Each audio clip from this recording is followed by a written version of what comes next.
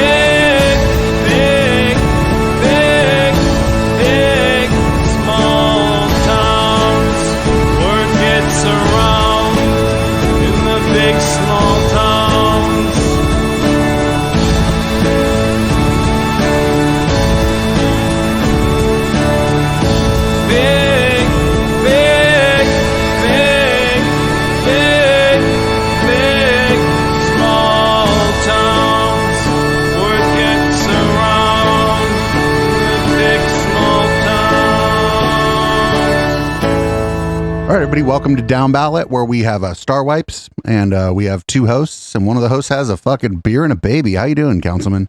I'm doing well. How are you doing, Producer Dave? Good. Just finally sort of used to where everything is located on this desk and in this broader space now. Is it a sort of blessing and a curse to have more space? I was meaning to ask you this. The curse that happened was all of the boxes of items that showed up that people sent to us, because then we had to install like club lighting. Like it's like a dance club in here. Oh, nice. I got to get over at some point. I'm so sorry. I haven't been. Yeah, even if you could just stop by for a little while, if you happen to be on the south side, doesn't matter what day or whatever, you just pop by and say hi and take a look. More space is good. More space is good. It's real good, like for local love, because if there's people chilling, there's room. Mm-hmm. Of course, but, and you can. but we've still crammed all of the equipment into a small area because it's better to have less. It's better to just not have long cable runs everywhere. Right. But a better space for musicians too to spread out and do their thing and actually perform. I mean, the space over just to my right. I have my DJ coffin set up because Drawing Heaven won't be performing tonight, but it's better because there's more room. We have a couple mic stands, like floor standing. Right. Also, people in our community sent us those, and we had to fucking run cables to those. Thank you to the community. I mean, it's a good problem to have people sending you free shit. So thank you so much to the community for coming through on the wish list. I think above and beyond. Yeah, above and beyond is more like it. Like we have 2 more of those kind of the lights that we have up. We have 2 more of them than we need. We have a disco ball. Oh, very nice. The light for it, we need a second one, but it's not a real studio until you have a disco ball, really. I mean, it's been pretty amazing, actually, to be perfectly honest. Like the stuff people sent us. I mean, like somebody sent us the innards of a new computer, essentially. Hot. Yeah, Hot. That was. That's I mean, people. I mean, I don't know. I'd have to add it up. $2,500, $3,000 worth of stuff came from the community. I mean, those innards, I would know thing one about what to do with them, but I'm sure you were excited. More than 3 times the performance. Yeah, the computer is bored right now. Nice. The computer is quite bored. That's fabulous to hear.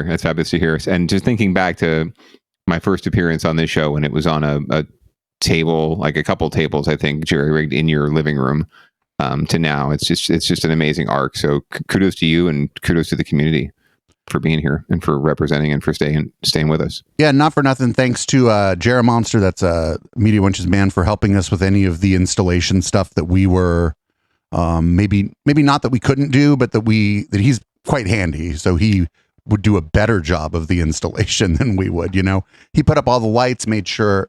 He also has some background in photography and lighting and stuff. So he made where we wanted to put the lights he was like, no, don't put them there. Do it like this. Nice. And he works for weed. No, he didn't. I don't know. We didn't pay him anything. Oh shit, even better.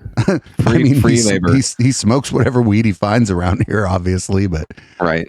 It's probably enough. There's like a quarter in the keyboard, right, on your desk, right? At least. I got to replace this keyboard. Some of the keys don't work because I'm sure it's fucking weed in the way of the keyboard switches here. Chip, you know. More space. It was a curse at first because I wanted to use more of the space, but I got talked out of it. Interesting. So is there like empty space that's just not being used, or is it being used for some other purpose? Like there's storing like couches and chairs and a table and cool. Like if you check out any of the video from Local Love behind the guest, you'll be able to see all of us just chilling there. Oh, very cool. Very cool. Yeah. Well, our space here has gotten obviously a lot more cramped. The Good Wife and I, since the arrival of. Let me see if I can do this. The Bad Baby. Bad Baby. Hi, everybody. Yeah. She is somehow sleeping right now. So we'll hope that she remains that way. But if I do have to run away for a second, I'll let you know and put her down. Just run away. Don't let us know. But the Good Wife is heading out actually in a little bit, so we're gonna have an experiment here to see how long she lasts. But she's doing pretty well, and she likes the dulcet tones of Dad's voice, so very nice. She should be okay. But anything exciting going on with Local Love tonight? It sounds like you had a band that cannot make it. Oh no, we have Drawing Heaven. They're here for an interview, just not a performance, because they're like a heavier band, and nice, they're not real. It wouldn't the acoustic performance. They weren't good for it, and I'm real glad because I don't have to tear down all my fucking DJ equipment and just leave it there. For sure. And then the loud, metal would probably wake the neighbors or something. Do you have any like audio buffering in the studio there, or any? No, sort we're of just not. We just treat it like we treated the old studio. We just don't turn up. There's nobody's allowed to, like, bands aren't bringing guitar amps here. Right. They're not playing full band. Right. I mean, I'd probably turn up the sound a little bit louder when I'm DJing because there's more room. Like there's nobody's bedroom is like on the other side of the wall right next to where the speaker is. But we're just we have some sound absorption stuff. We still haven't put that up. It's going to go. There's a wall that connects to the house that we're going to probably put all the sound stuff on. But it's not really for like making the show sound better. We figured out real quick that the soundproofing, it's not that, it's the mics and everything else we've done. Like that the sound absorption stuff didn't help. It doesn't do what we're doing. It's not going to be noticeable. Got it. Well, we'll do a whole show on that sometime. We in fact should. At some point we are going to have to do a whole show about how good this show sounds. Not for nothing. You said that into a $20 microphone like almost 5 years ago or something. And it still sounds great. So I've got a slightly better microphone now, but thanks to you, of course. This is the pizza mic from back in the day, by the way, without the pizza box. Oh, cool. Still pizza mic. Cool. Yeah, we had one of the box. mic stands had a pizza box on it. I remember that. I still have the pizza box. I couldn't bear to throw it out. It was a memento. So we'll frame it. We'll bronze it. One day when we have tens of thousands or hundreds of thousands of concurrent viewers on just a regular stream, that pizza box will be worth some fucking money. Hell yeah, and I'll bust it out for sure on our anniversary. Well, shall we get into the docket? We've got a few stories tonight, and would love to get through it all and get you onto local love expediently. Yeah. All right. Well, leading off, you may have caught this story if you've been following local news. We've been meaning to. The good wife and I have been meaning to get this into the docket for a couple weeks now. Foster City, up on the peninsula here in the Bay Area, has had an influx of tourism, but not what you would expect. And now they're trying to figure out what to do about it. So we're going to learn more from NBC Bay Area. Thank you very much, Mike. 6:02 right now. And happening today, there's a rally against a controversial plan in Foster City to kill 100 geese. Yeah, today in the Bay is Ginger Conejero-Saab. She's live for us in Foster City. She has the latest on this strongly debated issue. And Ginger, has anything been decided just yet? Well, guys, nothing just yet, but it has been a continuing problem for the city, a goose poop problem that Foster City is saying is... Did they have a goose poop riot? A health risk for humans. Now, the Canada geese Downballot. But to more than 300 in recent years. The suggestion or the proposal to lethally remove them would affect about 100 geese, but protesters say any number is too much. Take a look at this video from the last protest on this issue back in July, where people from both sides of the debate had much to say. I thought this was the video. I thought the geese were protesting. That'd be great. Should also be considered, but many say lethally removing the birds is inhumane, including San Mateo County Supervisor David Canepa, who is leading today's protest. In a recent tweet, he said, "I disagree with Foster City's plan to get rid of its goose population. It's inhumane and does not solve any problem. The geese are a countrywide concern, and I stand against any plan to kill them." But in a video message posted from Foster City Council member Sanjay Gahani yesterday, he says, "Fuck them geese. Geese is only one solution the council is entertaining." Be assured, we are not considering eradication nor extermination. You're talking about geese, right? Things are weird. Things in this country are odd right now. Control the Canada goose population, which has doubled in Foster City over recent years and is projected to double again over the next few years. Now, he says the council is considering exploring other options to help solve this problem, like robot technology and also landscape modifications that might make Foster City less attractive to the geese. In the meantime, he says, urges the public to pick up the trash around the parks just like this, where the protest later today is set to happen. Do not do anything that's going to make the birds want to come and stay in Foster City, like feeding them. And if you have any comments or suggestions, go ahead and email geese@fostercity.org. The council wants to hear your suggestions. Marcus and Laura? I'm gonna email and be all honk, honk, honk, honk. I mean, guaranteed this started because some Foster City residents, down by the Bay Shore or whatever, started feeding geese. And the geese know, animals know when, where they can get food, right? Like seagulls go to the ballpark, right? At the end of the game. Geese come to Foster City apparently and get fed. And it's just become, a big contingent now, but it's not the geese's fault. They're just trying to find food, right? And they're migrating, and Foster City seems like a nice place to go. My favorite thing about that was like the guy that came on second. He's like, "Don't worry, eradication isn't the only thing we're thinking about." Right. It's a city council member trying to assure the public, we're not just talking about a geese apocalypse or a geese amnesia. We're also thinking about what is that? Self-deportation of the geese. If we just ask them nicely, they'll go away. If we ask the people in like Menlo Park to feed the geese, maybe they'll migrate to Menlo Park. We're just going to send them up to a farm up north. Don't worry about it. They'll be fine. But yeah, but if you consider it, you might say, well, it's a few hundred geese, no big deal. A city like Foster City only has a few thousand people living in it, so the geese to people ratio is probably pretty high. And as you can see, they're not exactly potty trained, so they go pretty much anywhere. And geese poop is no laughing matter. That is not like pigeon shit. That is like some serious golf ball size shit sometimes. So I understand the concern, but at the same time, I wish they could figure out some sort of other way. We'll see. I'm just thinking of, them people that I see riding their bikes, right? Like on the trail, and they're like all tricked out like Tour de France and shit. And I've got this little bike with might as well have a bell on it, and it has fenders on it. And I just kind of fucking smoked a joint, like riding past them. They'd have like goose poop all up on their back because they were like trying to save a few grams on their bike by not having fenders. And I'd have no goose poop on me at all. It'd just be all up in my fenders. That must be at the people that are clamoring for the geeseocalypse. Maybe are people with bikes without fenders. That could be like the Venn diagram is probably like capturing both of those people. I remember that funny clip we played a while back with the guy talking about how the bicyclists stink up the park. Do you remember that? Yes, I do. I think we played that on like a Catterday, like a best of segment or something. I forget. Yes, very much so. Damn bicyclists and pedestrians and people. If it wasn't for the people, our parks would be awesome.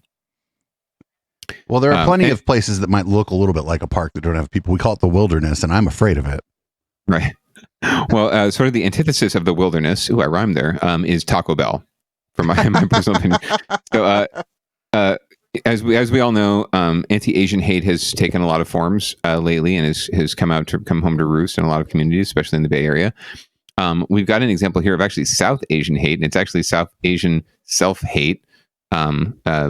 Indians attacking fellow Hindus, and apparently it's happening at Taco Bell, which begs the question, of course, why the hell are you eating at Taco Bell in the first place? You're just begging for trouble. Because you're high. So we're going to find out more from NBC Bay Area about what happened here and what's being done. New at 11, an old hatred with a new playbook. Many in the local Hindu community say there's been a recent rise in Hindu phobia. A Taco Bell in Fremont is the latest example. The alleged victim recording the entire confrontation. Now, we've blurred the video since the man is currently not considered a suspect of a crime. Here's NBC's Audrey Assistio. You're disgusting, dog. Seriously. The verbal attacks very specific. You look nasty, all right? Don't come out in public like this again. Sincerely. Nobody comes in public like this. Dirty. We violating the Taco Bell dress code. He was inside this Taco Bell in Fremont to pick up food when this man began to verbally attack him. You guys in urine, man. Even spitting at him at one point. What does this got to do with me, and why is he abusing me? What did I do wrong to be here? Oh, you didn't do anything wrong, dude. That guy's an asshole. Yes. Took out his phone and started recording. I was scared, to be honest with you. I mean, I was infuriated on the one hand, but I was scared that what if this guy becomes too belligerent and then comes after me. The confrontation continues for over 8 minutes before you see police arrive. Many in Fremont's Hindu community shaken up. I think that video is so horrific. But not surprised. It's sort of what we have been dreading for a while. We've been seeing an increasing number of attacks on Hindu Americans. Pushpita Prasad is with the Coalition of Hindus of North America, a grassroots organization for Hindu education. So Hindu hatred has been around for a while, and it is unfortunately surfacing right now. Partly because there are a lot of actors that are sort of creating a lot of hate. Jay Araman says what upset him even more is, turns out, his alleged attacker is also Indian. He has spoken to Fremont police and the district attorney. While upset over the incident, he says he still loves living in Fremont. Just like any other city in Bay Area, I mean, it's very diverse, and we absolutely love it here. So I'm just, appalled that this has happened. The Fremont Police Department confirms they are actively investigating the incident. No word yet if the man in that video will face charges. Raj, Jess. I don't think the guy in the video did anything illegal. No, more than likely not. Just harassing someone like verbally is not necessarily going to result in a crime, other than his awful fashion sense. I think I missed something here in the story because this is billed as anti-Hindi or Hindu hate. And an attack, and yet maybe they missed something in reporting, but I didn't hear anything or see anything or hear anything paraphrased that the guy said that was specifically like targeting this guy because he was Hindu. I'm sure there was if he perceived that, but they must have missed that in the story. I just say first crime is just going to Taco Bell. So if you want to avoid like yahoos and jackasses, just don't go to Taco Bell. It's a very simple solution. So not that five guys is immune, but so India is, I think, majority or plurality Hindu, but that Correct. doesn't mean that the other guy having himself been Indian was Hindu. Right, he could be Buddhist, he could be Sikh, he could be a lot of, or just non-affiliated at all, like or Muslim or any Christian. Muslim. There's a heavy Muslim population in India. So, and we didn't like hear the entire exchange. There may have been like dog whistles, and there may be dog whistles that we don't understand. It's true. That's true. That's very true. But yeah, so this is just another example of what happens when you go to Taco Bell. So, try Chipotle next time. They're a little classier. And order ahead. Order ahead, get it online, and just pick up the bag and leave. And that way you don't have to. You're going to deal with yahoos in line at fast food restaurants no matter what. Some of them might get racist, but they're all going to be idiots. So just avoid the line, order online. That's my philosophy. I used to be much more adamant about go to the place, talk to a human, get them to make your food right in front of you. I've had enough orders screwed up by people I'm watching make the order as I have people leaving the order for me on the shelf. So whatever, make it for me in advance. If it has tomatoes and I ask for no tomatoes, I'll eat around the tomatoes. Yeah, and not for nothing, if they do fuck up your order and it's not like something you're allergic to and you just get like the wrong thing, maybe try it. Yeah, no, I occasionally I will. If it's for the good wife, I will definitely not be doing that because she wants what she wants. So we're getting what she wants. But yeah, I'll be adventurous occasionally. I had an incident the other day, not to get off the subject too much, but I won't name the restaurant, but I've never seen this before where nothing on my order made it into the bag. Like it was someone else's order entirely, put into my bag with my tag, with all my order on it, clear as day, but nothing on that tag was in my bag. So they just put the shit in the wrong bag. I mean, that's all. Correct. And the waste is that, two people basically have 2 meals wasted because they probably didn't want my food, or maybe they ate my food, but I didn't want their food. So waste of food, waste of time, but they did give me store credit for some free food down the road. So there's that. So anyway, the next story is about Silicon Valley Pride. It looks like I'm playing the night event. Oh, really? Yeah, it looks like I'm closing out the night event. They probably heard a mix of me playing disco, and what I'm going to do actually is we're going to play a little bit of booty breaks in Miami bass and see if like any of them tired old queens will bust a hip trying to get low. We'll see. We'll see if we have an injury, not because of like a stampede, but just because somebody was just trying to get a little lower. Maybe their hips do lie and said you could get that low. Sometimes you just can't get that low. It's not all the way set up, but they didn't book it out, and somebody said that they're pretty sure, and it's somebody that has booked me before for that. So it looks like I'll be closing out the night event there. So that'll be fun. I'll have fun. Well, this is a story about what's going on with our San Jose police have in the past participated in Pride events, but there's been a recent interest in keeping their guns and their uniforms and just the general police presence out of the parade. So here's a story about what's going on this year. It's Pride weekend in Silicon Valley, and the festivities include a parade which takes place on Sunday. This parade, though, won't include San Jose police officers. This is the second year in a row. The chief put the kibosh on officers marching in that parade because the Pride organizers won't allow the officers to carry their firearms. Wait a minute. You're marching in a parade. You don't need a gun. Headquarters. One would hope not. You'll see only on NBC Bay Area. Exclusive.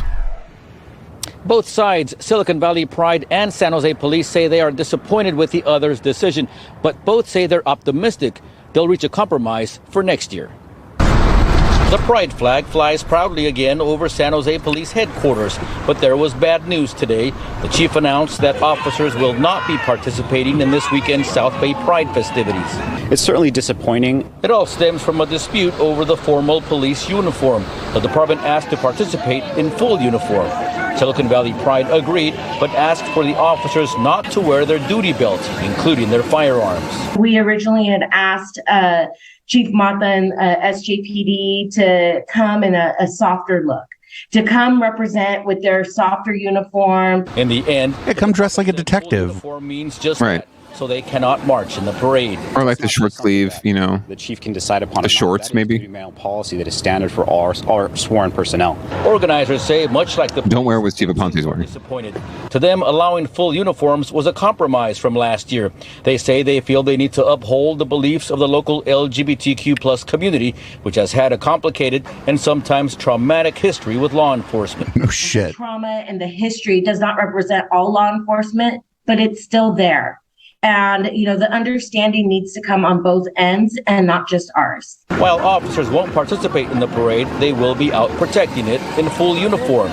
Silicon Valley Pride said it even offered San Jose Police and the Sheriff's Department a recruiting table at the festival with officers wearing their customary polos and concealed weapons. San Jose Police declined. The Sheriff's Department accepted. They were just thrilled. Oh, we could come back? That sounds fantastic. Organizers say the Sheriff's Department's fucked up too. Good job, SJPD. Change their mind by Sunday. If not, they'll go back to the drawing board and try to find a new compromise for next year.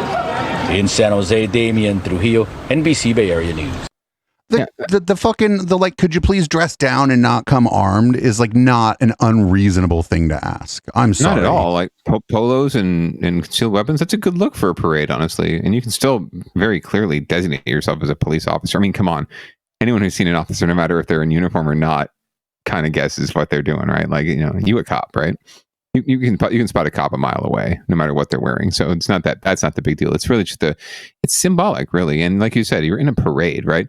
You've got officers who are assigned to the parade who are there for security and safety, right? They're not in the parade, but they're certainly monitoring the parade. They're keeping the road closed, right? They're monitoring traffic. They're doing that. So there's cops there in uniform already. The ones who are in the parade, like, why? Yeah, why should they be in full uniform with guns? Like, absolutely dress down. Wear a goddamn like rainbow tutu for all I care. Like, right, like, you're trying to bomb. We're trying to bomb with the community, so bomb with the community. And they're probably. I would assume they're not on duty when that's happening, right? They're not. I don't know, but like it depends. It depends. I don't know how that works, to be honest with you. But it could be an easy fix to just have them be off duty and volunteering. Right. And like, I don't know, like I'm not allowed to fucking walk down. I'm not allowed to like strap up to go play my DJ set or whatever. So what, you know what I'm saying? Like, right. There's some agreement that you have to sign, right? I don't read the thing because I just presume it's, codes of conduct that are similar to doing other events that I've done in the past. But like, yeah, if you like, I don't know, like a lot of other cities are just like, don't march in our parade. Like, it's really funny too, because a lot of the stories we've been covering about the Sheriff's Department is in fucking disarray. Like, yeah, absolutely. I mean, and they're about to get a new sheriff, or there's a new sheriff in town. One white dude to the other. So we'll see what happens. But yeah, you're right. They've got their heads up their ass, and yet on this one thing, they can get it right. Yeah, they're like, they weren't even asking them not to carry. They were just like, put it in your pocket. Yeah, conceal it. You've got this. The sheriff's office gives out all those concealed carry permits, right? So use them. Yeah, it's just stupid.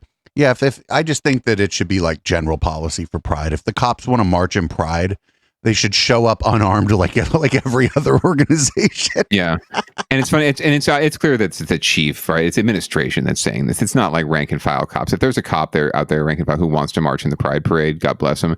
I'm sure that they would be more than happy to dress however they want for the parade. But it's the chief that's putting this decree down, and the administration, and putting the kibosh on it. It's not the individual cops, and it's not Pride. But I'm sure the Pride folks would welcome officers if they would, dress down a little bit. So, well, it's kind of unfortunate. I don't think they even asked them not to wear their uniform. I'd say don't wear your uniform. They dress down. Yeah. Right. They weren't. I'd say don't wear your uniform. That's an intimidating uniform. But people can have badges, or them shirts they got, them little polos with the little star on it, so that they're that they might wear to a press conference. I actually have one myself, because I used to work adjacently to the police officers union, so I even have one of those polos in my closet. I could bust out anytime. Oh, where'd my co-host go? Oh, classy. What happened to my co-host? Oh shit, we had to fire the councilman. And they came in and got me. They took me out. They're like, don't give away our secrets. One of the weirdest experiences ever in my life was working for the police, or consulting for the police officers union. Never again. I could tell some stories. Yeah, it just seems like in this case, it's not I can't imagine them being on the clock to do this. It might be. I don't know how these things work, to be honest with you. There are rules around wearing your uniform in general when you're in public. There are rules around that. I don't know that they couldn't be, amended or massaged or just ignored for instances like these, right? Like, governments suspend rules all the time to do what they want to do if it's the right thing to do. So, I don't think any regulations should prohibit this. It's really just an administrative decision. They don't like the look, so they don't want to do it. I mean, that's unfortunate. I think it's just I just think it's just intimidating, and I think that somebody at the top of the food chain doesn't want to show up in an unintimidating fashion. So, right. Well, better luck next year. It's adjacent to them just continuing to argue for the need for, military style weapons and, flashbangs and projectiles and rubber bullets and tanks and all this stuff. It's, they want to feel like the big dudes on campus, and they want to intimidate. They feel like part of their job is to intimidate and to keep people in fear of them. But it's all part and parcel. This might seem like a minor thing, but it's definitely, you're right. It's definitely tied to that mentality. Yeah. And like I said, I can't imagine they would be on duty. And if the thing was they were on duty, I think you fix all of this by just being like, well, you can't get paid for the time that you do this. Yeah. And then then you're showing up like the people from IBM. Like if they march in the parade, they don't have to wear their IBM badge, right? Like they could just show up dressed for a fucking Sunday and go march with IBM. Like if there's a group, they could have a banner that says, hey, IBM employees for LGBTQ pride, right? Like same thing with PD, like SJPD officers for pride, right? Something like that. Or a button, right? Yeah, you're right. They don't even have to uniform up. Right. Because they're participant, like it's, like the IBM people aren't on the clock. They happen to be members of IBM, but they're participating in this. And this is a fucking person who happens to work at IBM. Like, so it's just, this is all dumb. This is just a bunch of big D contest shit. And like, it's stupid that it's playing out in a place like San Jose. Like, it's like, this is the kind of thing you'd think would play out in would play out more in San Francisco or Oakland like this. This kind of territorial pissing in San Jose is stupid because this is like a poor excuse for a fucking city anyway. Like, oh, come on. Don't feed into the inferiority complex. Well, in other news related to San Jose police and public safety, we are becoming more of a police state, as mentioned earlier. And part of that includes license plate readers, which are now being installed throughout the city. They're leveraging a state law. This isn't just us that's doing this in San Jose, but we're going to learn more about what these license plate readers are there to do and who's going to be the loser in this situation. They're about the size of a cell phone, but the memory they're storing is supposed to help police catch criminals and deter a variety of crimes like hit and runs, vehicle thefts, and even sideshows. But are these license plate readers working? One local business owner doesn't think so. They put a fence for pedestrians so they wouldn't cross, and I guess they were getting ran over. And I've seen that fence been replaced a few times already, so that means that cars are still going over the lane and so forth. His business is right on Monterey and Kirtner, one of the most dangerous intersections in the city, and the first to get this technology. The cameras you can see right above me were installed here in April as part of a pilot program police say is working. In fact, they say just this week they were able to solve an armed robbery and arrest a suspected shooter thanks to these cameras. During a forum to update the community, police also mentioned success stories in other cities like Vallejo, where they're reporting a 100% increase in identifying stolen vehicles. So now San Jose says it's installing hundreds around the city, around 150 to be exact. And the first batch is coming in the next. Well, that's not hundreds. Those particular cameras will be placed in neighborhoods where we have incidents or high incidents of gun-related crimes. The biggest concern among those attending today's virtual forum was privacy. But the city made it clear the data is only shared with trained police officers and certain city staff, no out-of-state or federal agencies. Any time that someone from San Jose Police Department accesses the ALPR system, they have to input a reason, the specific plates they're looking for, and all of that information is logged so that we can keep track of how many times it's being used, what it's being used for. In San Jose, Stephanie Magallon, NBC Bay Area News. Digital privacy officer, that was that guy's job. That's a little Orwellian. Yeah. That's just... you gotta love the new titles in city government. There's a few of those. Chief Information Officer, right? Like, what is that exactly?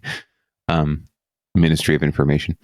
Coming soon to a theater near you. San Jose has been reluctant in the past to embrace public safety technology. There was a pushback on red light cameras, which is why we don't have really red light cameras in San Jose at all right now, because there was pushback when they were first installed, and so you don't see them around. This is something a little bit different, but it's still in the same ballpark. And yeah, there are legit concerns about, who's getting this information, what it's being used for. It goes back to that, the recent case of the rape kit that was used to, arrest someone for a crime or some sort of burglary, years ago. And it's supposed to be private information. So it's adjacent to that. And I think you're already hearing it from the ACLU and other privacy oriented groups. But it's a balance, right? It's the city's going to say it's a balance. Well, we need to keep the public safe, and we need to be able to respond and use technology to respond to issues more effectively and efficiently and catch criminals. But at the end of the day, it's a surveillance state you're setting up. You're basically saying that you don't have the resources and the human power to do your job, or you're just spending resources in the wrong ways. You're not really solving crimes. So you're going to try and get tools like this to help you do it. At what expense, right? So. Yeah. Think what you want about it, but it's coming. It's not like this isn't coming down the pike in a lot of ways. So, I'm just, those fucking cameras ain't going to be in my neighborhood or yours, buddy. Yeah, that's a fantastic point, right? Like, where was it, right? Tully and Kirtner, right? In the heart of one of the more, shall we say, diverse neighborhoods or districts in the city, right? Right. We're not going to find them in Willow Glen and Almaden Valley, right? Right. And it's because it's in this self-perpetuating cycle, right? They're going to be placed in high crime areas, right? Well, what's a high crime area? It's an area where there have been a lot of crimes, right? Or gun violence or sideshows, things that they're trying to combat. Well, where are those things happening? Predominantly, they do happen in lower income communities, communities that are dominated by people of color, right? Because the things that they're targeting are in those communities. So therefore, they put the surveillance in those communities. They catch more people doing bad things in those communities. The numbers go up in those communities, and they say, oh, well, we've got a hot spot. Right. It's like an ice cream cone that licks itself. Correct. And it just keeps perpetuating itself. It's just like redlining, just like any other racist policies. Yes, there may have been a good intention at the time from some people, but the underlying theme is racism. And if you don't stop the cycle and stop what you're doing for a minute to see it, even the most well-intentioned people, the most well-intentioned white people, and even the most well-intentioned brown people in elected office and officials can miss the forest for looking at the trees, right? We need to take a step back sometimes almost with every one of these policies, take a step back and not think about, the real hot button stuff like privacy and technology. Think about how it's impacting, real world situations, people, ethnicities, diversity, how our city is run, the character of our city, not just the dollars and cents, not just the numbers, right? Look at the unintended consequences. So hopefully they do, but I doubt that they will. So this next story, we've been following it a little while. There's this public works guy who, but if the fucking law enforcement's going to go after somebody, I feel like this public works guy from San Francisco is the candidate, right? It's the example. Yes. It's like, actually, sometimes we get the bad guy. Right. Sometimes we do root out public corruption, and when we do, we're going to make a point out of showing you the face of public corruption over and over and over again, right? Like they're going to nail this. They're going to drive this home. We got one. But San Francisco, get your shit together. We'll get there. Not quite yet. But anyway, we'll hear more. With the much anticipated sentencing of the man at the center of San Francisco's ongoing public corruption scandal. Former Public Works Director Mohamed Nuru left federal court today facing 7 years in prison. Now, Nuru was the central figure in the FBI's bribery and corruption case that now also includes other public officials and business people. Investigative reporter Jackson Vanderbecken broke some of the first stories on this investigation into Nuru and was in court when the sentence was handed down. Jackson, prosecutors wanted 9 years, so they got really close with the sentencing of 7 years.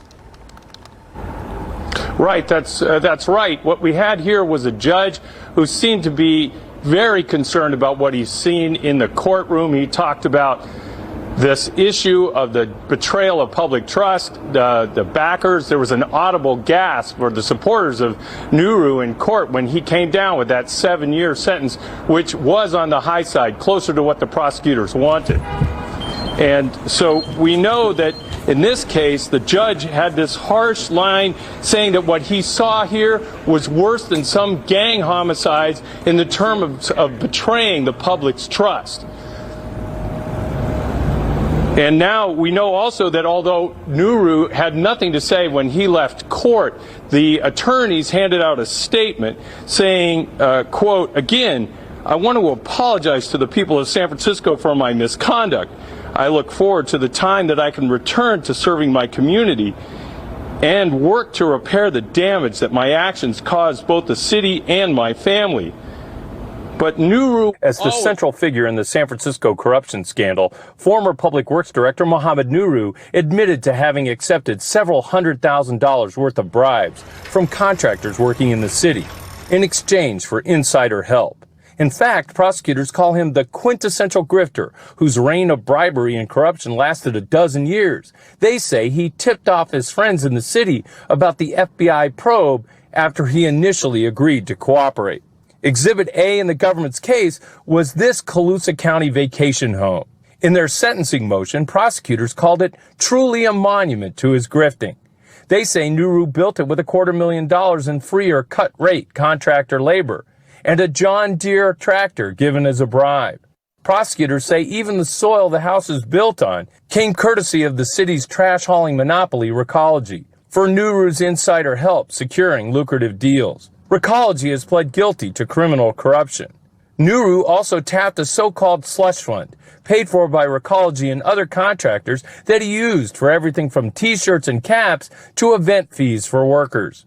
Our investigative unit first reported the fund was run by a city nonprofit, the San Francisco Parks Alliance. You know, one thing we know that the prosecutors were managed to get Nuru to agree to give up that home, and that home is had countless hours of worker efforts, just an incredible amount of work, all in the furtherance of what prosecutors consider a giant corruption scheme. Okay, thank you very much, Jackson.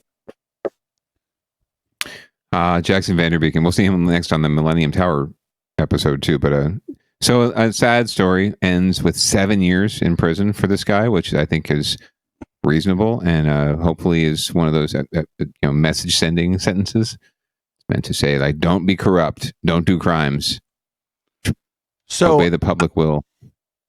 So I like how the word grifter kept showing up in the documents. I feel like maybe the prosecution has been watching me on Wednesdays primarily. More than likely. I mean, if you're not watching IDT, by the way, you definitely need to be doing that. It's uncovering threads that you wouldn't even think about yourself, but become all too real and all too obvious once they're revealed. But yes, follow IDT. Anyway, this is our own little mini version of it. Frankly, we've got a grifter in public, and it's interesting to how public service tends to attract grifters, right? Because there is such opportunity for corruption. And at the end of the day, you wonder, like, do people get attracted to public service to do corruption, or do they do corruption because public service jobs just don't pay a whole lot and they got into it with good intentions and now they're like, I'm getting mine. I'm going to get paid even if I'm doing this shitty job for the rest of my life. I'm going to get paid. I'm guessing that's what happened here. Yeah, it's okay. Whatever, it's okay. I mean, I deserve it. It's a nonprofit. It's helping people. Or there was like corruption going on, and this guy decided he'd dip his hand in the cookie jar. And then he was like, you know what? I see another cookie jar over there. Actually, I'm going to put my hand in that one too, because that one's full. Nobody else has dipped their hand in that one. Yeah, that one's got too many hands in it. Like this one over here, like I can have this one to myself. I can have all the cookies. And it's pretty creative plan, but foiled. And of course, they're going to make an example out of him, right? You catch someone red-handed, you're going to make an example out of him. Try and root it out other ways, right? And try to disincentivize it. So that's what this sentence is about, more than likely. So good on the judge for doing that and for following through. We'll see if he appeals and if he gets a lighter sentence. I'm guessing that might happen. He strikes me as the kind of guy that can hire an attorney with all of his corruption money. I did that. I like that nice touch of like being on the phone, like fake on the phone on the way into court and then fake on the phone coming out of court. So you don't necessarily have to, you don't have to answer any questions anyway, but you have a nice excuse. I'm busy. I'm talking to my baby. I'm talking here. I'm talking to my wife. I'm talking to my mom. We're talking about what we have for dinner. Anyway, if there's any more on that story, we'll definitely bring it to you. And if there's any more on the corruption beyond Mr. Nuru, we will definitely bring that to you here on Down Ballot. But wanted to circle back on that because oftentimes we have stories on Down Ballot that, just unfortunately don't get a resolution. We don't get follow-up. We don't get, the full story, what happened next. It's just sort of this shit happened or it's about to happen. And that's it. And the news gets a nice hit. They get some viewers out of it, but they don't feel any obligation to follow up on the story. And we're out here thinking like, what's the rest of the story? So we are here at Downballot to help you understand the full story if we are able to do it. In stories that's never going to happen on, we're going to move on to our ongoing coverage of the Millennium Tower in San Francisco. We'll keep covering it as long as it's a story. But yeah, it doesn't seem like there's ever going to be an end to this until they tear the fucking place down. It's one of the most expensive mistakes in San Francisco, and they're still trying to fix it. The new building permit now has been issued for the leaning and sinking Millennium Tower. NBC's investigative reporter Jackson Vanderbecken continues with his exclusive reporting on the luxury tower. As you can see, construction crews behind me are digging on this side of the northwest side of the building. They've already installed 18 piles to bedrock, and the city now says that's enough. Those 18 piles go down to bedrock to anchor the high-rise to something solid and immovable. Engineers believe that should finally stop the Millennium Tower from sinking and tilting, and even reverse some of the lean. But each time crews started drilling and digging to install each of the piles, it caused the building to lean and sink even more. So fix officials eventually scrapped their original plan to install 52 support piles and submitted a new one that relies on just the 18 already in the ground. The plan is now to extend the foundation and attach one corner of the building to some of those 18 piles. But that requires even more digging. As you can see, crews are busy digging 25 feet down on the northwest side of the building. The load transfer from the existing foundation to the new perimeter piles is very complex. Veteran geotechnical engineer Bob Pike says by design, the piles are not supposed to be rigid, but more like adjustable cushions. And he worries that with only 18, the piles won't function as well as if there were 52. You don't stop continuing settlement. And so that's a basic flaw in the design. Now that the city has approved the plan, the work done at the corner of the tilting tower should be done by the end of this year. And fix engineers stand by their assertions that the 18 support piles are enough to stop the sinking. Jackson Vanderbecken, NBC, Bay Area News. Jackson has been covering this story from day one, and he continues to break new information on it. You can watch all of his. No, we've watched all of the things on the Millennium Tower on their website. We've certainly seen most of them. All of them. And when I think we came up with, and you came up with the solution long ago. So we'll keep covering the story until they figure out the solution. But the real solution is tear the building down. Start over. Right. It sucks, but like, what else are you going to do? Otherwise, we're going to have a bunch of like structural engineer grifters just making all kind of money going on the news all the time. And we can't have that. They already are, right? And not to mention that, but the contractors that are working on it, right? Like, oh my God, the money that's being poured into this when they could just, and then all the tenants who are still living there, right? Ostensibly. Oh, I don't know about fucking shedding a tear for somebody with a $3 million apartment in the Millennium Tower. Oh, I'm not shedding a tear for them. It's more just like, how in the world do you spend $3 million on a kind of a not like just be rioting in the streets over this, right? Like you should be suing the pants off of these people. Oh, I'm sure they're not rioting in the streets because they are in fact suing the pants off of people. More than likely, yeah. One would hope. But anyway, if someone got sued, someone has to pay. We'll see what happens. Well, moving on to, speaking of getting your shit together, we do actually have a Get Your Shit Together segment this week. And the last two stories will probably qualify. But in the sinking neighborhoods department, apparently there's a whole neighborhood in San Francisco, not just a building, a whole neighborhood that's sinking now. So we're going to learn more about that from our friends at ABC7. Here at ABC 7 News, we talk about building a better Bay Area, and certainly a key part of that is infrastructure. And San Francisco has had its share of trouble in that regard. Well, now add sinking sidewalks and a lawsuit to the list. ABC 7 News reporter Luz Pena is here with the story. Luz? Dan, San Francisco's Mission Bay neighborhood is relatively a young neighborhood. About 24 years ago, the city approved the development of this area, and now sidewalks and roads are sinking. The concern many residents have now is that utilities and pipes could be impacted as the soil beneath the city sidewalks continue to settle. Before Chase Center, multi-million-dollar constructions were going up, San Francisco's Mission Bay neighborhood was filled with dirt and rock in the 1800s, and now some parts of it are sinking. The edges around the buildings are, I don't know if they're rising or they're staying steady, but the actual streets are sinking. Liana Lai has lived in the neighborhood for over 7 years. Will Corral for 13 years. They're both noticing an increase in cracks on roads and sidewalks. As we're speaking, there could be some old lady tripping on one of those elevated tiles. Photos of sinking sidewalks are constantly coming in to the law office of Birding and Weil, Mission Bay residents who've paid for repair work through taxes or fees since October of 2020 are suing the city of San Francisco and demanding for the sinking sidewalks and roads to get fixed. This part of the building is on a big concrete slab. You could see the concrete here, and there are piers. And those piers go all the way through the bay fill, the bay mud fill, down to bedrock. So it's solid in place. But this sidewalk doesn't have any piers. In other words, the buildings are safe, but the sidewalks and roads will continue to sink. In the reports that were done before any of the building happened, they said that there would be as much as 24 inches of sinking over 50 years. But we're really less than 10 years into the development, and some areas have already sunk more than 18 inches. Some buildings are trying to fix the uneven sidewalks, but the gaps keep getting larger. In a statement, San Francisco's city attorney's office said, in part, the risk of subsidence was disclosed to all property owners prior to purchase.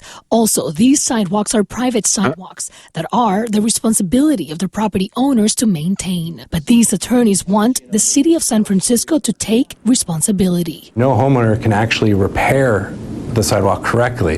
It's not like you're just going to go out and replace a paver. You need to actually dig deep into the soil.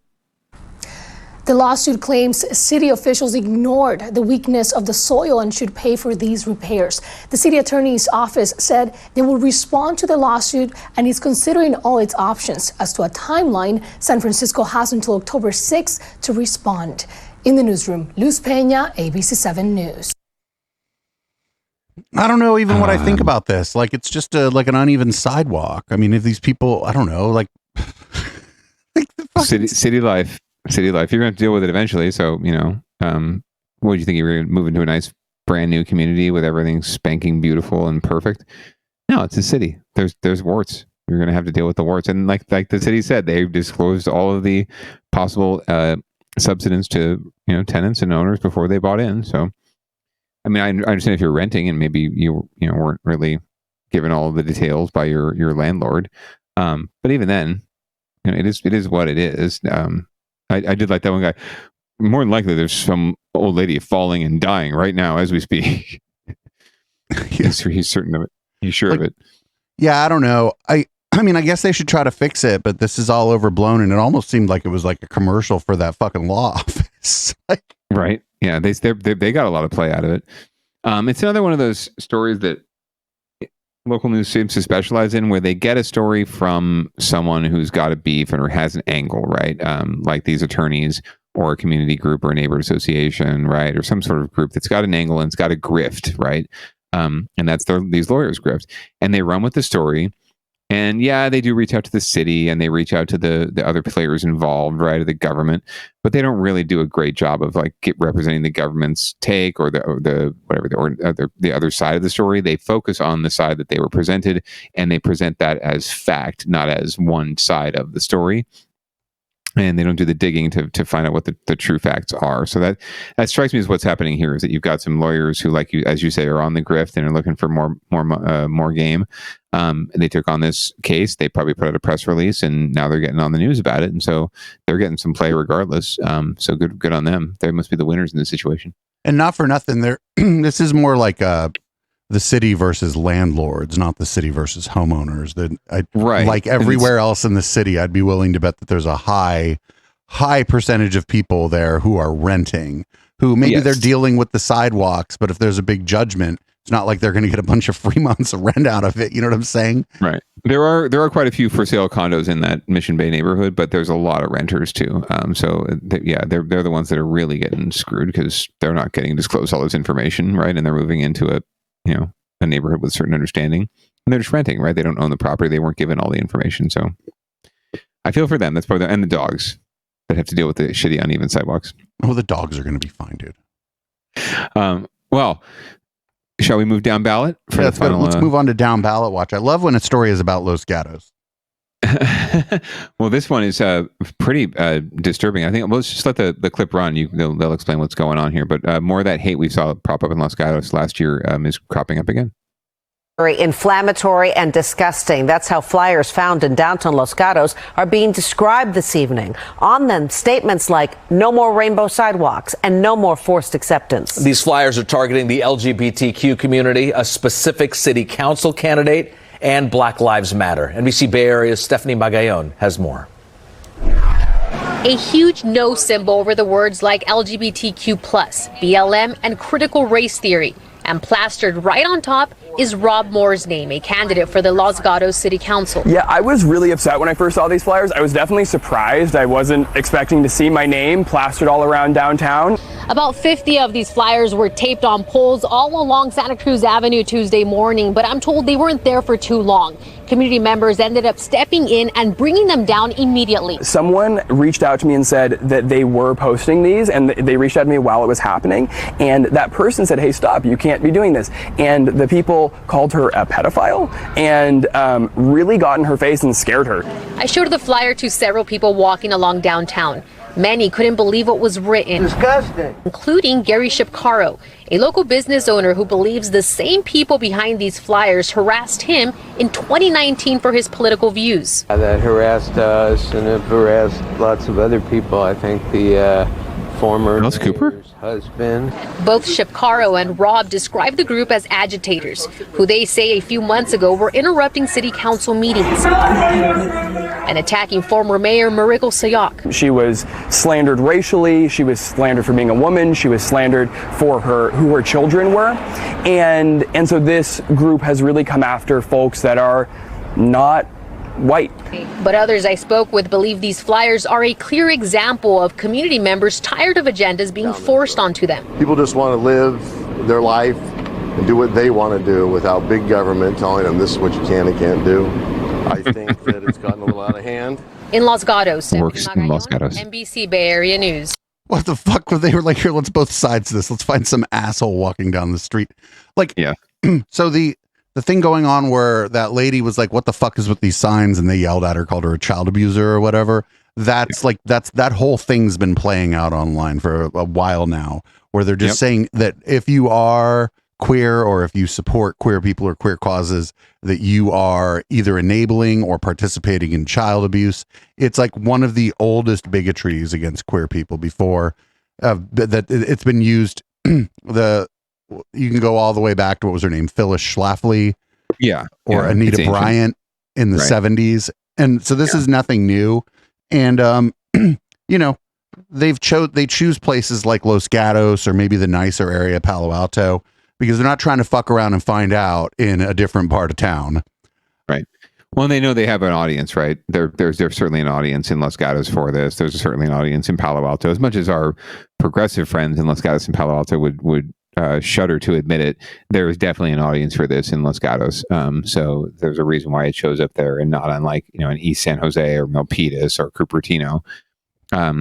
And I give this is a story where I don't know if candidate Moore, brought this to the news. I know I saw it on his social media, which is where I found out about it.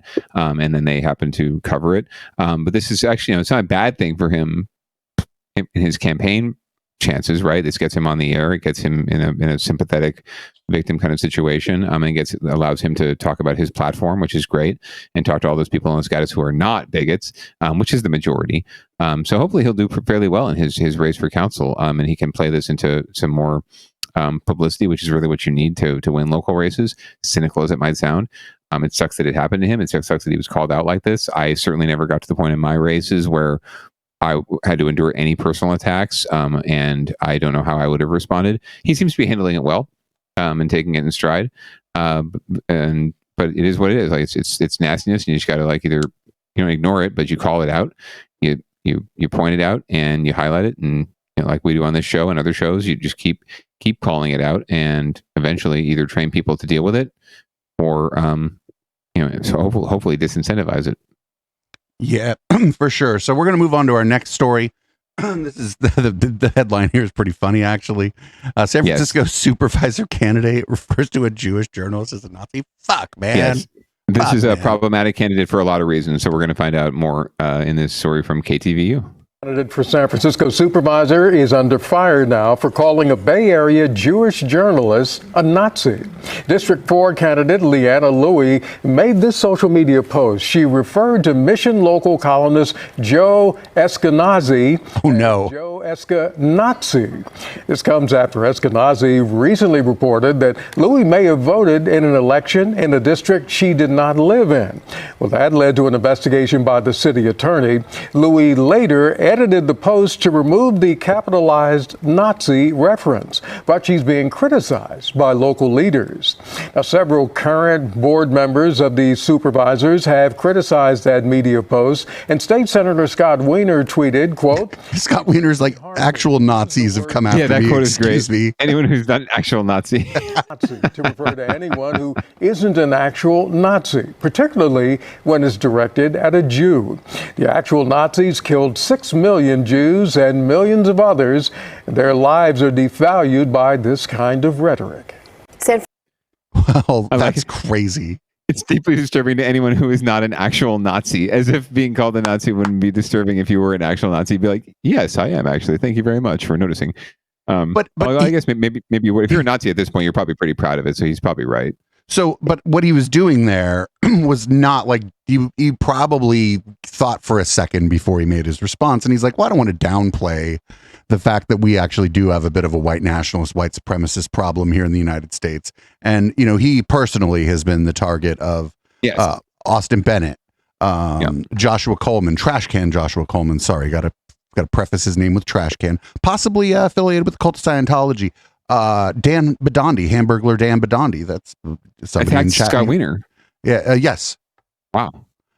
He's openly gay and Jewish, and wears sometimes to Pride will wear a little bit of leather, so they all think he's like he's pro housing too. So he's a target for those kinds of people. So his statement was real good because he made sure to be like, hey, unless you're an actual Nazi, nobody should call you this.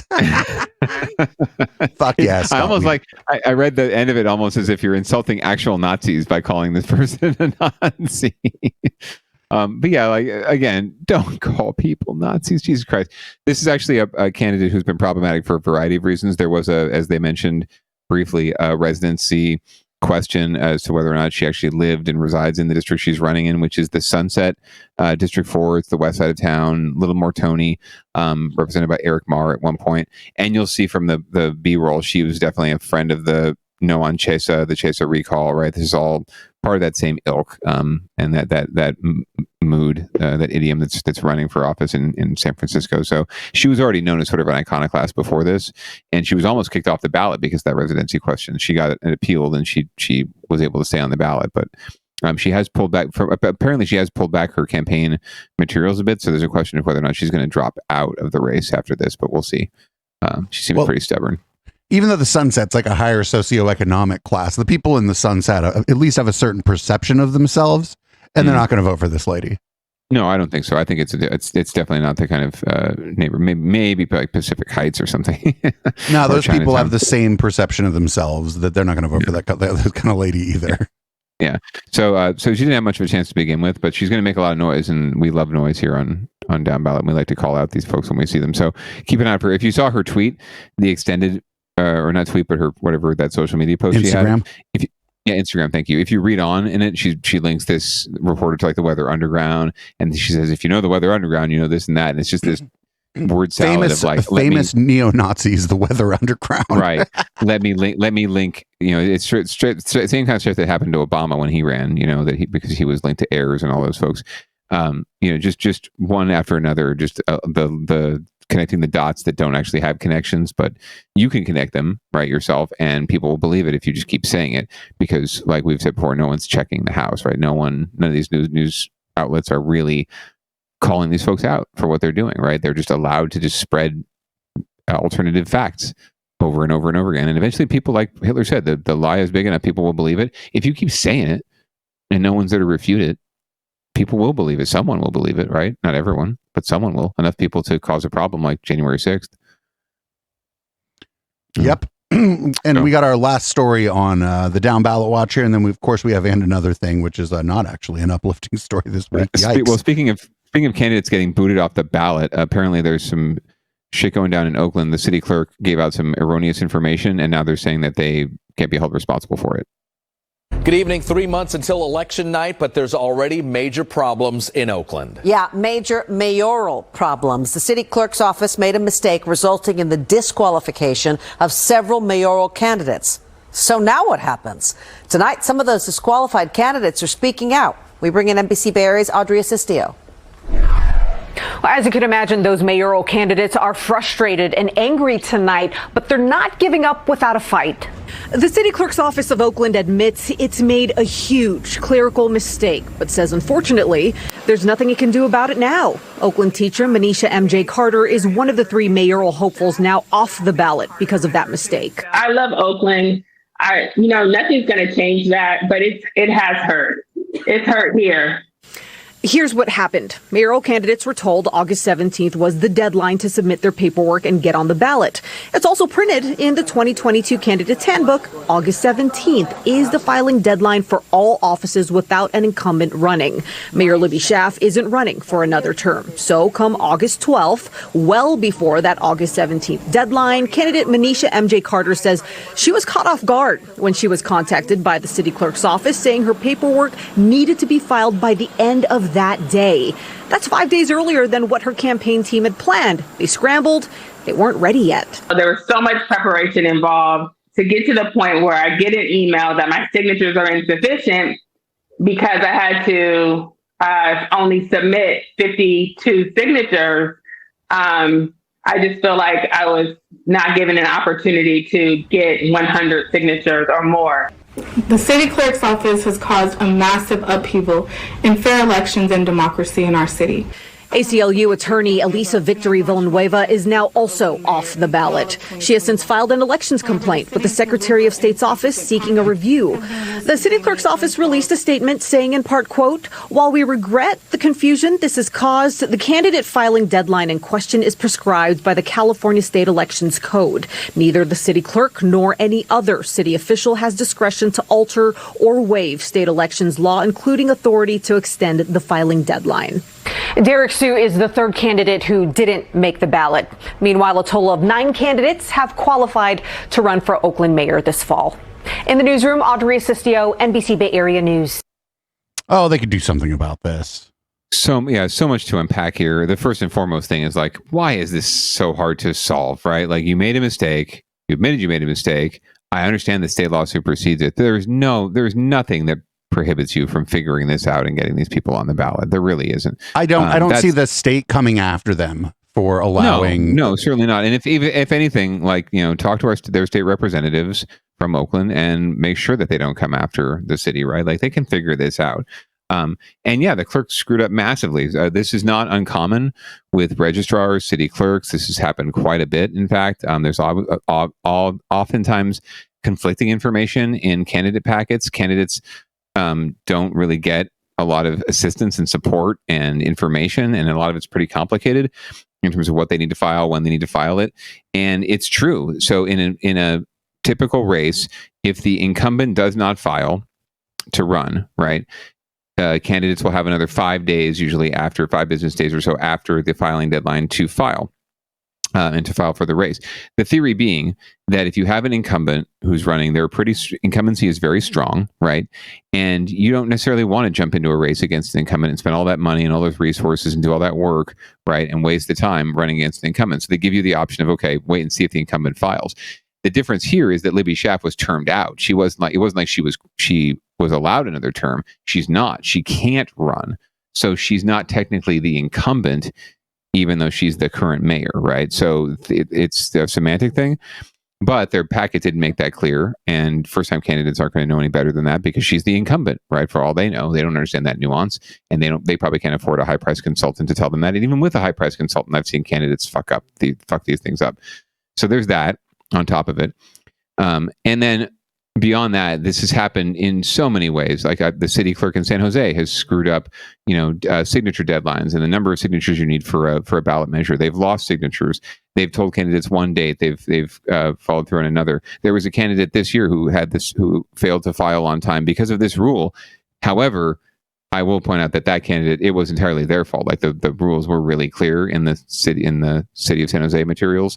But this did happen before, and it's happened to me as a consultant and a campaign hack in the past. The clerk has given us erroneous information, and they say, "Well, we're not your attorney. We're not here to, we can't be held legally responsible for the information we give you if it's inaccurate. You relied on our information, but you knew it wasn't, necessarily accurate. And if you really wanted to be sure, you'd hire a lawyer and, read it through yourself, and you do this at your own risk." And that's just, to me, complete bullshit. If this is about public service and you're asking people to run and you're encouraging people to get engaged and to seek office and to represent their community, you need to make it easier on them. You need to nix the filing fees. You need to make it abundantly clear what they're doing and how they do it. You need to have people assigned to these candidates to help them through the process, like public consultants.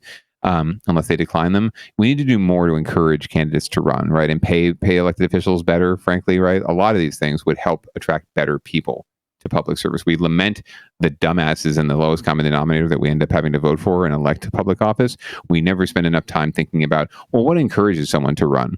Who are we encouraging to run? How are we encouraging them to run? How can we get more people, not this like Linda Louie person or whoever, or these other yahoos that run, but how can we get legitimately good people like producer Dave to run for public office? Nope.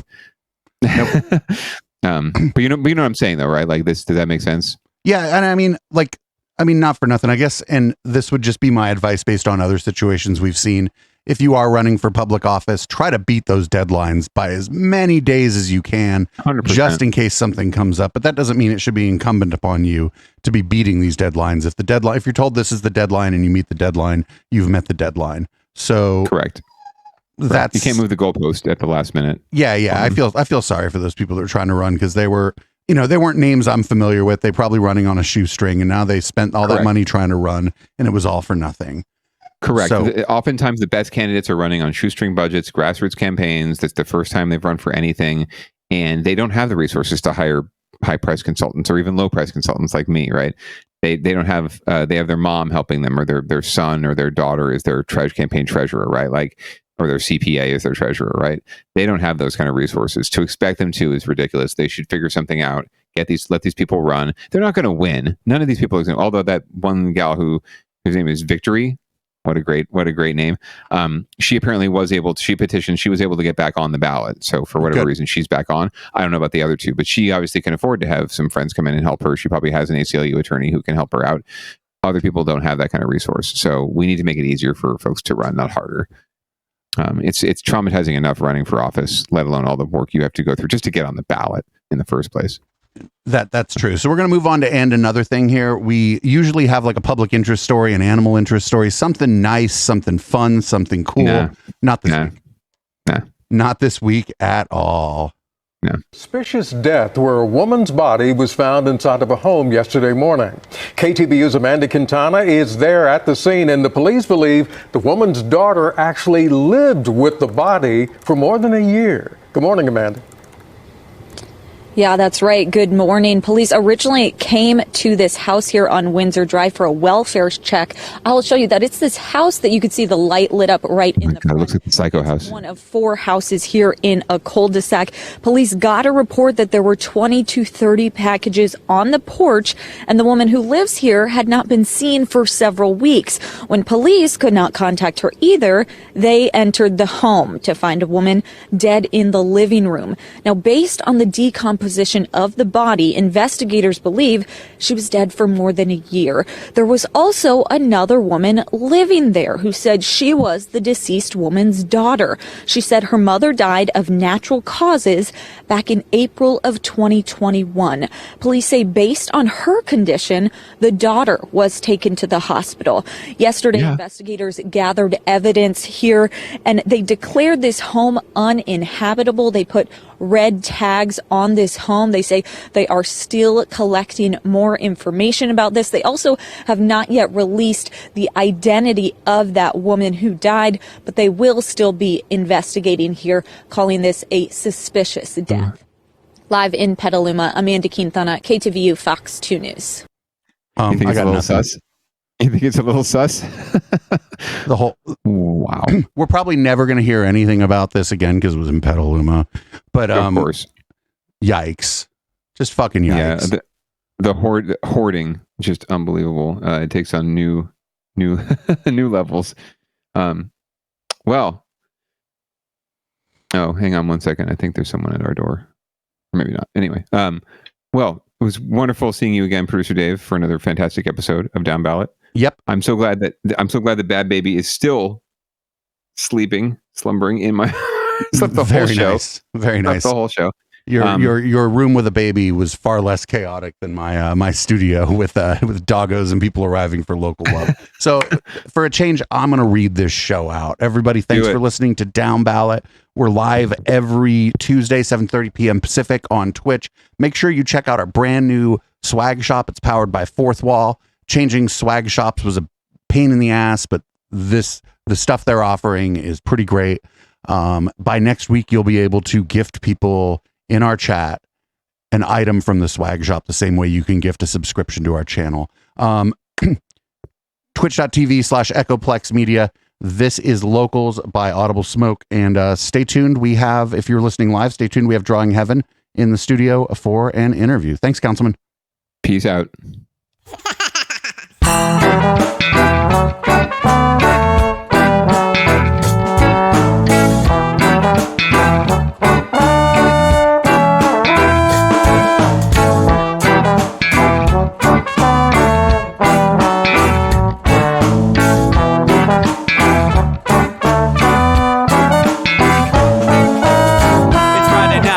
Time to get the party started. Pick up my phone just to check and see who's calling. Dress up real nice for the ladies at the bar, and I'm driving in my car just to get to where they are.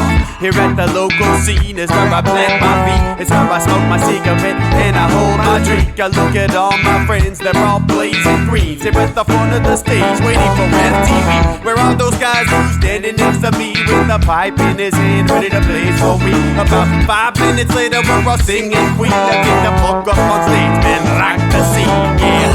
We do what we want, and what we want is to jam. So sit back and enjoy the band.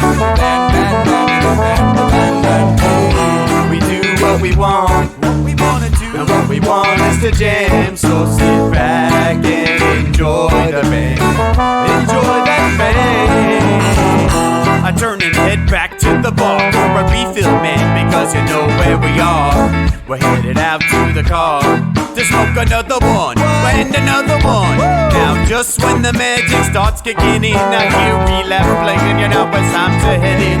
Alright everybody, now it's time to grab a new drink. Spark it if you got it and then pass it to me, yeah.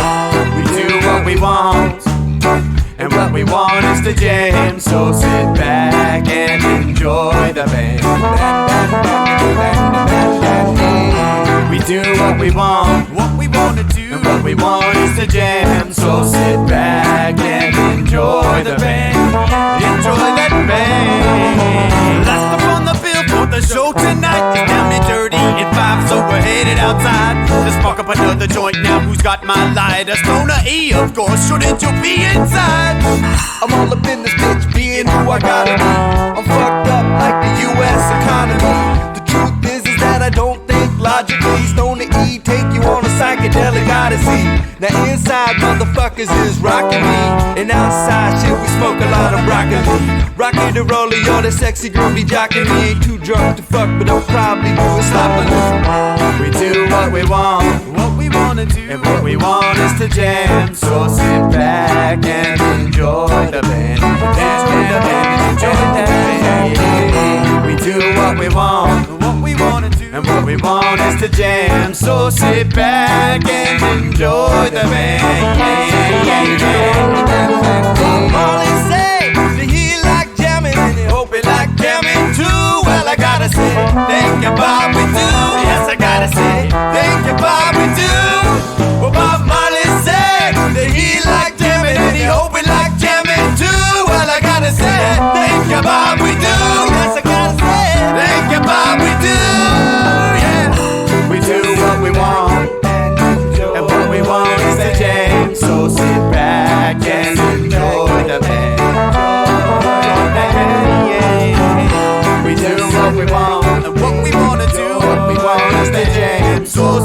back and enjoy the pain. Enjoy that pain. We do what we want to do. What we want is the jam. So sit back and